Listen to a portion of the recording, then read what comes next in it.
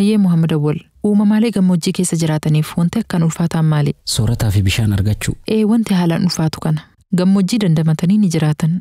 Beelaa fi dheebuu dandamachuun garuu haalaan ulfaata. Bineensa miirkaata jedhamu tokko ni beeytaa? Amma dura tafakkur irratti dhiheessinee jirraami. Abdunnaasir haala gaariin nuuf ibse. Bineensi kun haala ajaa'ibaatiin waa fuunfachuu danda'a. Ilbiisota biyyee jalatti dhokatanis fuunfatee adda baafata. Rabbiin uumama hundaaf kennaa adda addaa kenne dhuga. Gama birootiin miirkaatu kun diina hamaa qaba. Risaa gurguddaa isaa adamsee sooratutu jira. Allaattiin Droogoo jedhamtu takka immoo saahibummaa addaa miirkaata wajji qabdi. Allaattii fi miirkaata akkamitti saahiboomuu danda'an? Miirkaata lafa gubbaa jiraata. Allaattiin ammoo muka gubbaa qubatti. Saahibummaa faayidaati. Faayidaa akkam? Miirkaatonni gariin jiraatanii heddummaatanii bakka tokkotti boolla qotatanii jiraatan. Yoo lafti bareedu hundi boolla keessaa bahanii soorata barbaadatan. Ammoo boolla isaanii irraan fagaatan. Yoo diinni dhufe baqatanii boollatti deebi'uuf akkasi. Kennaa badhaafaman fayyadamanii soorata barbaadatan. Jidduu tanatti yoo risaan dhufe allaattiin Droogoo jedhamu kun sagalee addaa dhageessisa. Akka diinni dhufe itti hima. Daddafaa baqadhaa mana keessanitti deebi'aa jechuu isaati. Hayyee. Miirkaatonni yoo sagalee kana dhagahan guugatanii boollatti dachaan.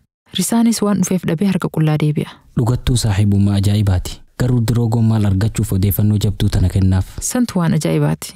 Risaan dabree booda miirkaatonni boolaa yaa'anii ammas rizqii barbaadachuu itti fufan. Droogoon ammas xiyyeeffannaan isaan hordofa. Yoo isaan keessaa inni tokko soorata argate, Droogoon ammas sagalee dhageessisa. Osoo risaan hin dhufin moo? Osoo risaan hin dhufin itti lallaba. Miirkaatonnis waan argatan lafatti darbanii baqatan. Yeroo kana Droogoon dhufee soorata isaan darbanii baqatan kana fudhata. Allaattii shiraati kun. Sanuu shiraa ajaa'ibaa. Duuba miirkaatonni yeroo biroo lallaba isaanii amananii? Amanuu baatanii maal godhan? Lubbuu dhabuu irra allaattii kijibaa amanuu wayyoo. Dhugattuu filmaanni biroo hin jiru. Soorri qalbii eegalee jira.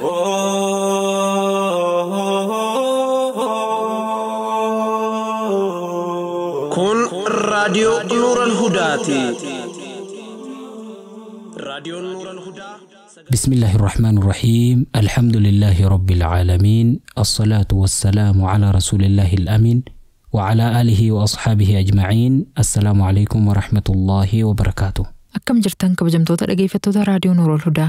الحمد لله ثم الحمد لله هرأس نجا ولد رجاني جر. الرجو يا رب الأول سجل بركم تقوفي دب فريف أفرتمي تربة كلاكوف سجرات. سبتمبر تقو بركم لما في دقدام شنا كلاكوف سميلاديات. أكلاكوف سيتوبياتي هاجي جديدة مسجل بركم لما في كل تربة قوته. ويا سنينا سجنتانمو سورة قلبي. قامت الدب بقتشيسوف. قلبي هادان تنقمت أبدتشيسوف. دررما نمهو بسلبسوف. أني لافتك كاسوف. سمو مركان ستي اسم بوهرسوف سجنتان سورة قلبي كنو ريحات تجرتي. وقم اللي هو ترباني تألتا كتن اسني في ريحات سجنتان سورة قلبي أما جل كبتي. Sagantaa sana keessatti yaadota hubannoo cimsan jechoota mimmi'aawoon gurra isin buusu. Dhaamsa qabnuus keessa dabarfachaa isin gammachiisaa yaana. Soora qalbii. Soora qalbii. Egaa yeroo dheeraatii miseensa lama baay'ee ofii irratti arganne. Maasha Allah. Uummanni tumsa Nuural Hudaa dhiise jennee abdii kunnee turre. Amma namoonni muraasni mul'atan. Mee maqaa isaanii nuuf himika. Hajjii Haji Dasii jedhama. Biyya Giriik irraa baatee yeroo kudhan Nuural Hudaaf gumaachuuf galmaawee dhaamsa itti aantu tanas nuuf erge. Assalaamu alaykum wa rahmatullahi wa barakaatuh. Akkam jirtan hojjettoota Nuural Hudaa. Maasha Allah sagantaan keessan baay'ee namatti tola. Rabbiin isinirraa haa jaalatu. Akka Rabbiin ibaadaa irratti na jabeessu. Akka istiqaamaa naaf kennu du'aa naaf godhaa. Ammas nama imalarra jiru. Imala kanas akka Rabbiin naaf laaffisee bakka yaadeen na dhaqqabu du'aa naaf godhaa nun jedhe. Salaamtaa teetiif wa alaykumus salaam wa rahmatullahi wa barakaatuh. Rabbiin istiqaamaa sahaabotaa kennisiif haa kennu. Imala keetii siif laaffisee bakka yaaddeen si haa dhaqqabu siin jenna. Yaasin Abdallaa Muhammad USA Kaalifoorniyaa irraa baatiin $10 Nuural Hudaa utubuuf galmaawe. Dhaamsa addaan nuuf katabeen qabu. Rabbiin milkii ganda lameenitiin isa haa gammachiisu jennee du'aayii goonaaf. Rabbiin isa haa milkeessu jenna. Namoonni birootis baay'ee ofirratti galmaa'uun miidiyaa kana akka tubdan isi yaadachiisaa gama dhaddacha jaalalaa isin dabarsina. Baay'ee ofirratti akkamitti galmaayan? Jalqaba telefoona keessanirraa Google Chrome bantan. Achi booda nuralhudaa.com jettanii sarchi gootan. Nuural Hudaan jalqaba irratti isiniif dhufa.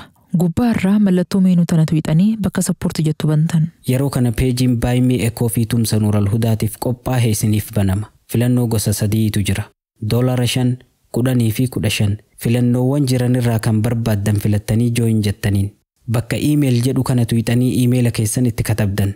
Emaila dhugaan fayyadamtan kan passwordii isaa beeytan itti galchuu qabdan. Emaila booda bakka name or Twitter jettu kanatti maqaa keessan katabdan. Maqaa guutuu yookiin maqaa biroo kan barbaaddan. Kan akka Abu Muhammad, Ummu Aishaa fa'a. Jalarraa bakka say something nice jedhu kanatti Iddoo qubsumaa yoo katabdan filatamaadha. Fakkeenyaaf Kaanaadaa, USA, Yuuroop jettanii biyya irraa nu gargaarutti jettan katabdan. Yoo iddoo qubsumaa ibsuun barbaanne ammoo dhaamsa biroo waan barbaaddan as biratti katabdan. Yoo dhaamsa keessan icciitii godhuu feetan bakka make this message private jettu tana tuqxan. Eega waan hunda katabdanii booda bakka join jettu tuqxan. Peejii dhumaa kanarratti foormii kafaltiitu guutama.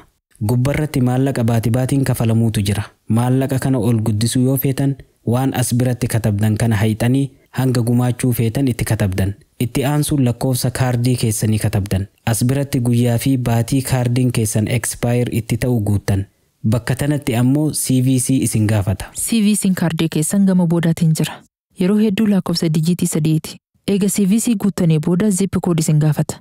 Zip code biyyoota muraasa kan akka Ameerikaa qofa keessatti gaafata. Kanaafuu zip code keessan eega katabdanii booda pay jettaniin sakandii muraasa booda dhaamsi congrats jedhu isiniif dhufa. Imeelli haarooyni miseensummaa kana mirkaneessus isiniif ergama. Soora qalbii. Soora. Dhaddacha jaalalaa. Dhaddacha jaalalaa. Dhaddacha jaalalaa. Dhaddacha jaalalaa. Dhaddacha jaalalaa. Dhaddacha jaalalaa. Warra dhugaan wal jaalatu. Warra karaa halaalaatiin walitti hidhamee bultii jaarrate. Warra jiruu gaarii jiraachuu jiruutu wal himata. Himataa fi himatamaan yookiin ammoo himattuu fi himatamtuun dhaddacha irratti dhihaatanii jiru. Abbaan murtii kennuuf qophaa'ee jira. Abbaa moohatu walitti ilaalla. Dhaddacha jaalalaa. Iyyannoo jaalalaa. Qilleensi jaalalaa bubbisee halaala. Qilleensi jaalalaa bubbisee ilaala. Dooseen jaalalaa banamee jira. Gama dhaddacha jaalalaa cehuun duratti gaafii addaa takkatu jira. Gaafii akkam? Iyyattuu amma dura iyyannoo ergatte takkatu koomentii katabe.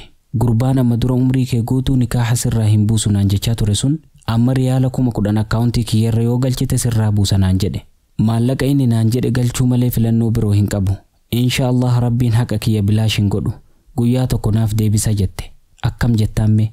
Riyaala 10,000 miti riyaala 10 hin galchin jedhaan. Hattuu hanarratti gargaaruun sirrii miti. Osoo beekan mallaqa ofii biddatti naqanii rabbiin guyyaa tokko naaf galcha jechuun dogongora guddaadha. Dhugaa jette.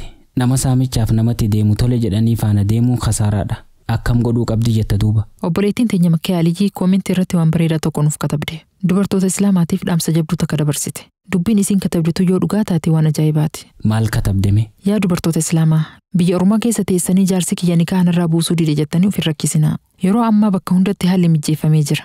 Warqaa birrii 1,000 katabsiistanii yoo dhayitan qaadiin akka gurbaan qaamaan dhihaatu godha. Yoo inni dhihaatuu dide ofumaa nikaa namarraa buusa. Wanti kun guyyaa 3 ol namarraan fudhatu. Namoonni nama gargaaranis ni jiran. Qarshii 500 ol namarraan fudhatan jette. Dhugaa taanaan waan ajaa'ibaati. Majlisni hojii manaa guddaa hojjetee jira jechuu. Tarii wanti kun naannoo hunda dhaqqabuu dhabuu mala. Akka Oromiyaa guutuu wal gahuu abdii qabna inshaallah. Gaafattuu tanaan hoo maal jettame? Qaadii bakka isiin jirtu jiru haa dubbistu. Yookiin qaadii biyya isiin itti dhalattee jiru maatii ofiitti haa ergitu. Yoo nama guddaa kabajaa qabu itti ergite laaftootti dubbii fixuu danda'an. Akka telefoonaan jaarsisii dubbisaniif mallaqa kaardii ergitu. Inshaallah dhiyootti furmaata ni argatte jennee abdanna. Rabbiin rakkina dubartoota Islaamaa tana nuuf haa furu jenna. Allahumma amiin. Iyyannoo jalqabaa dhiheesse ati. Tole.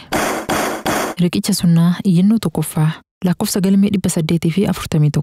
Assalaamu alaykum wa rahmatullaahi wa barakaatuh. Rabbiin umrii teessan nuuf haa dheereessu jechaa gama iyyannoo tiyyaatti ceha. Ani biyya Arabaa jiraadha. Amma dura heerumee ture. Abbaa warraa koo ka duraati wal dhabne adda baane. Eega isaan adda baane booda nama biyya jiru tokko wal barre. Gurbaan boodarra wal barre kun biyya jira. Anammoo asuma biyya Arabaa jira. Telefoonuma wal barree dhimma bultii haasawuu eegalle. Haalaa walitti dhihannee haasawuu tolfanne. Kana booda bultii hojii ijaaruuf murteessinee maatitti manguddoo erganne. Maatiinis nu fayyamanii nikaa nuuf godhan. Eega nikaa godhannee booda gurbaan kun guutuutti natti jijjiirame. Amala dura isarraa beeku isarraa dhabe. Haasawni jaalalaa kan dur na wajjin haasawu hundi ni jijjiirame. Guutumatti nama biroo natti fakkaate. Ani akka amma duraa ammas irra deebi'ee bultii tiyya diiguun fedhu. Bultii tana jabeessee qabachuu fedha. Inni garuu natti jijjiirame. Mee maal na gorsitan? Obsaan isin eeggadha. Galatoomaa.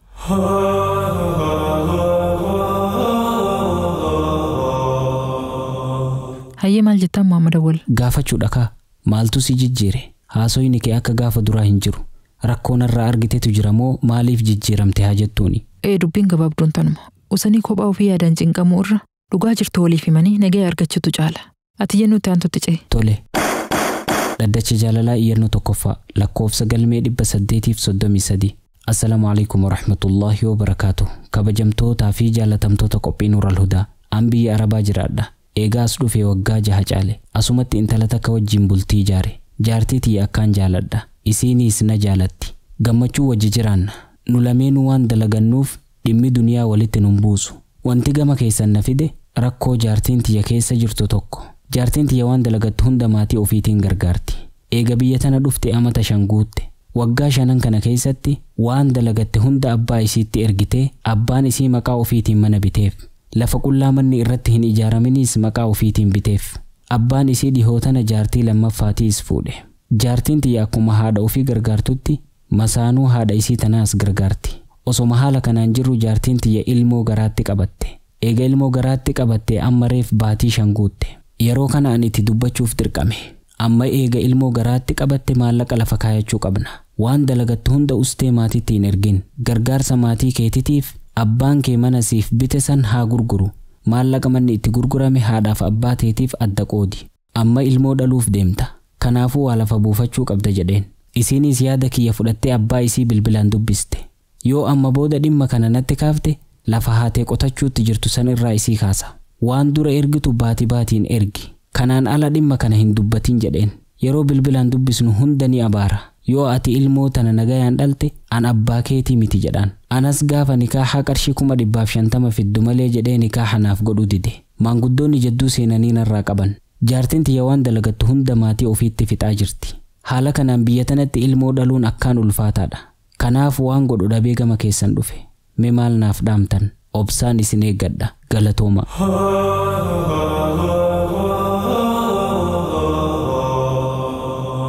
Hayyee iyyataa kanaan hoo maal jettame? Iyyannoon kun osoo mana murtii mootummaatti dhihaate takkumaan kuffifama. Maaliif? Dhimma nama biroo namni biroo iyyatutti jira kaa. Rakkoo jaartiin isaa keessa jirtu inni iyyate. Silaa dhimma isii isimatu iyyatuu qaba malee inni bakka isii bu'ee iyyatuu hin qabu. Silaa akkas ta'ee gaarii ture. Yoo dubbiin inni himutuun dhugaa taate abaarsa gara malee sodaatuun sirrii miti. Abbaan intalaa biyya taa'ee intala ofiitiin mallaqa ergi jechuu haqa hin qabu. Shari'aan waan kana isaa fayyamu hin jiru. Silaa inni waan kanarraa qaanfachuu qaba. Dubbii dhugaati. Shari'aan dirqama khidmaa maatii dubartii irra hin kenne. Kun silaa dirqama isaa ture. Kanaafuu waan mirga irraa hin qabne irratti si abaara jedhee sodaachisuu mirga hin qabu. Abaarsi isaatis isiin dhaqqabdu. Sanirraan intaltituun kophaan jirtu. Jaarsisii wajjin biyya namaa jirti. Haaluma kamiinuu abbaan qabeenya isii irraa mirga qabaachuu hin danda'u. Kanaafuu abaarsa isaatiif dantaa dhabii jiruu ta'e irratti xiyyeeffadhu jettaani. Lakki abaarsaa fi kabajaa waan adda addaati. Abaarsa isaatiif dantaa dhabdus kabajaa abbummaa balleessuun sirrii miti. Abbaan isii hanguma fedhis badii qabaatu dogongora fedhis hojjetu abbama isiiti. Sababa dogongoraatiif abbummaan hin haqamu. Kabajaan abbummaa yeroo hunda jiraachuu qaba. Akkuma dur kabajjutti ammas kabajaa itti fufuu qabdi. Yaa abbaa dhiifama naaf godhi. Ammatti mallaqa siif erguu hin danda'u. Ilmoo dhaluuf deema. Mallaqni hospitaalaaf na barbaachisaa jettuun. Yeroo kana inni hanga fedhe abaaraa ooluus waan takka isii hin miidhu. Haala kanaan kabajaa walii eegaa wajji jiraachuun tooftaa gaariidha. Akkasi waan hafte gama abbaa murtii dabarsina. Dhaggeeffattoota keenya kabajamoo iyyannoon har'aaf kurfeeffannee hanganuma. Hayyama Rabbii guddaatiin murtiin dhaddacha kanaa guyyaa kamiisaa isiniif dhiyaatti. Dhaddachi har'aa goolabamee jira. Qaama dadhabe boqochiisuuf, qalbii yaadaan cinqamte abdachiisuuf, dararama nama hubu salphisuuf, onnee laaftee kakaasuuf, sammuu mirqaansitee isin bohaarsuuf sagantaan soora qalbii kunoo dhiyaattee jirti. Soora qalbii. Soora qalbii.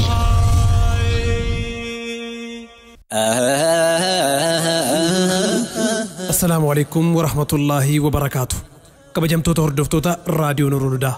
Miidiyaan Nurul Hudaa qophiilee babbareedaa torban irraa isiniif dhiyeessu fooyyessuuf qulqullina sagalee daran hammayyeessuuf qabiyyee sagantaa guddisuu fi miidicha yeroo dheeraaf itti fufsiisuuf gargaarsa hawaasa isaatti haajama.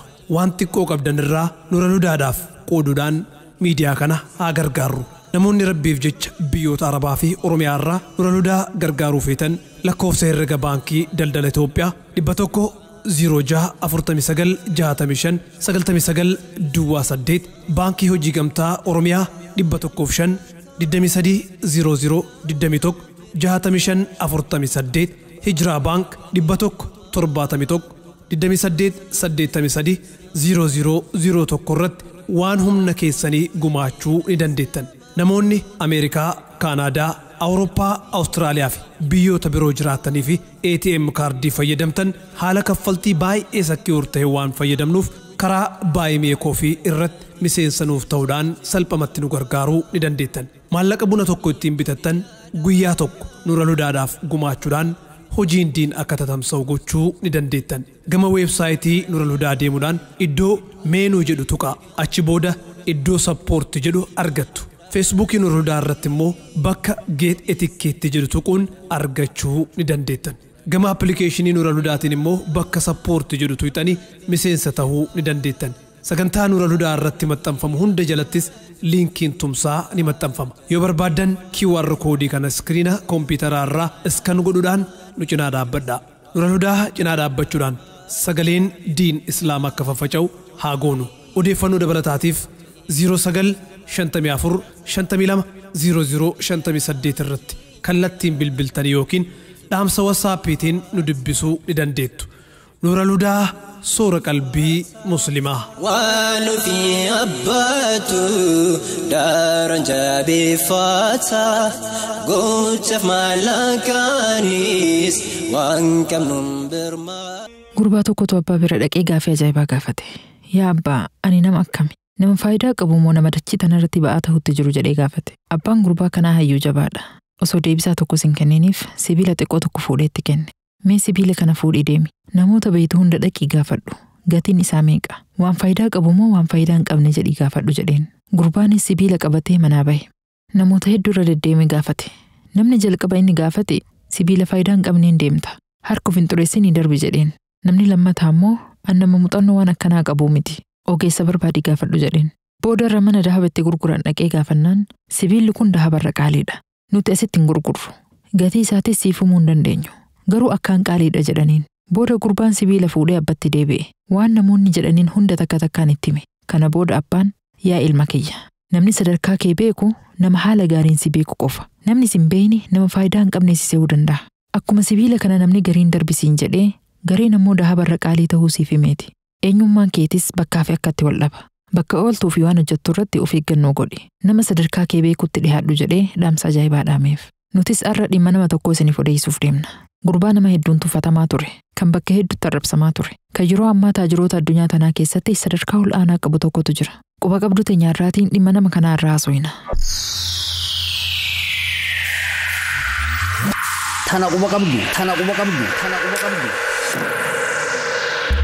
Tana quba qabdu. Seenaan nama kanaa gabaabsinee isinii ibsuuf waggaa 50 booda deebinee ilaalla. Gurbaan kun gaafa san ijoollee ganna 9 ture. Afaan Ingiliffaa jecha takka hin beeku. Kophaa isaa maatii irraa adda baafamee bara 1973tti gama Ameerikaa ergame.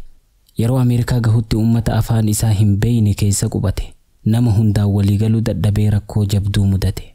Mana barnootaa yeroo seensisuuf jedhan afaan Ingiliffaa hin beeku. Kanaafuu dhimma isaa ofirraa hobbaafachuuf mana barnootaa ijoolleen amala hamaa qabdu itti barattu galchan. Hojiin mana barnootaa kana keessatti itti kennames ulfaataa ture. Yeroo hundaa mana fincaanii qulqulleessuudha dalagaan isaa. Barattoonni hundi itti qoosan, gariin ni arrabsan, gariin humnaan irra aananii isa miidhaa turan. Haala kanaan gurbaan ganna 9 kun rakkoo jabduu dhandhamaa jireenyatti fufe. Adaduma oolee buluun Ingiliffas baratu jalqabe. Gaafa waggaa 20 guutuu barnoota ofiitis barachaa hojiis hojjechuu eegale. Hojiin inni hojjetu hojii xixiqqaa ture. Riistoorantiiwwan keessatti meeshaa dhiquu, mana qulqulleessuu fi hojii lallaafaa qofa hojjeta. Haaluma kana keessatti barumsa elektirikaal injinaringii eegale. Guyyaa guyyaa ni hojjeta. Halkan ni barata. Boqonnaa takkaas hin qabu. Maallaqa argatuus hin qisaasu. Waan argate hunda waan muraasa qofa irraa fayyadamee baankii kaayata. Haala kanaan eega waggoota muraasaaf itti fufee booda maallaqa baankii qabu fayyadamee dhaabbata xiqqaa tokko banuu yaade. Garuu maallaqni inni qabu dhaabbata haaraa banuuf gahaa hin turre. Kana booda yaada isaa hiriyoota isaa lamaaf qoodee isaanis yaada isaa gammachuun irraa qeebalan. Osoo hedduus hin turin dhaabbata xiqqaa teknoolojii irratti hojjetu hundeessan. Saahibban sadeen yeroo hundaa walitti dhufanii karoora baafatanii irratti mari'atan. Haala kamiin karoora kana hojii irra oolchina? Dhaabbata kam gargaarsifanna jedhanii wal gaggaafatan. Yaada isaanii barreeffamatti jijjiiranii dhaabbilee adda addaa dubbisan. Yeroo saahibban isaa hojii birootiin qabaman, gurbaan kun kophaa ofii dhaabbata hundaarra deemaa dubbisa. Garuu nama yaada isaa kana irraa qeebalu ni dhabe. Boodarra abdii kutee karoora kana gurguruu murteesse. Dhaabbilee gurguddoo akka Microsoft, Intel fi Compaq bira dhaqee mari'achiise.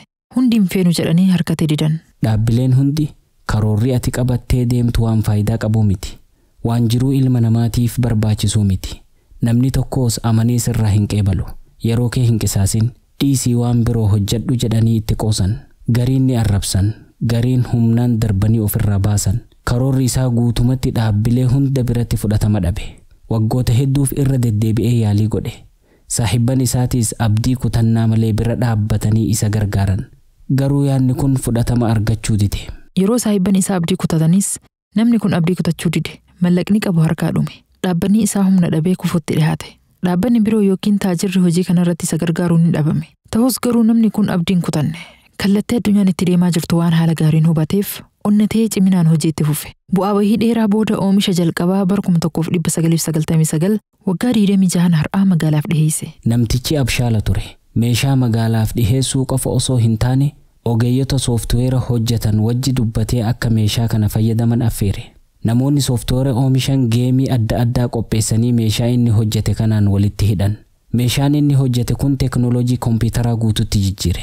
Saffisa ajaa'ibaa achi dura kompiitarri hin qabne argamsiise. Yeroo gabaabduu keessatti meeshaan inni oomishe fudhatama argate.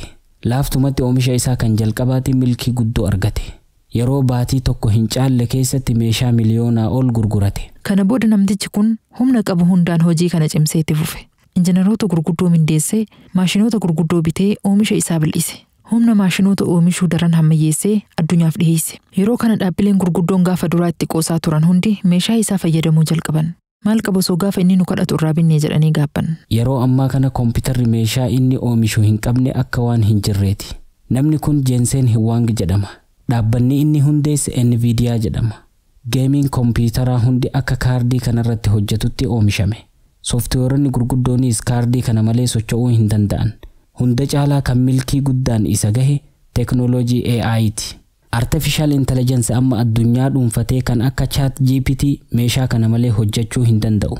Yeroo ammaa namtichi kun biliyoonara gurguddoo keessatti ramadama. Addunyaa irraa sadarkaa salgaffaa irratti argama. Galiin isaa dachaan dabaluutti jira. Haala kanaan gurbaan gaafa duraa tuffatamee itti qoosamaa ture hoogganaa dhaabbata guddaa teknooloojii ta'e. Namni jabaatee hojjete guyyaa tokko waan yaade numa argate jechuun akka kana. Tana quba qabdu.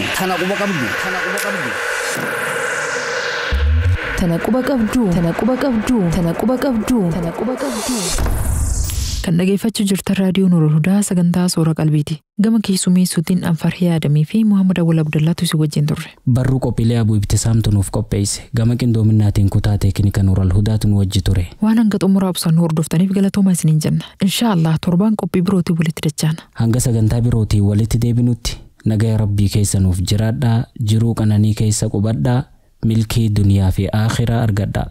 والسلام عليكم ورحمة الله وبركاته.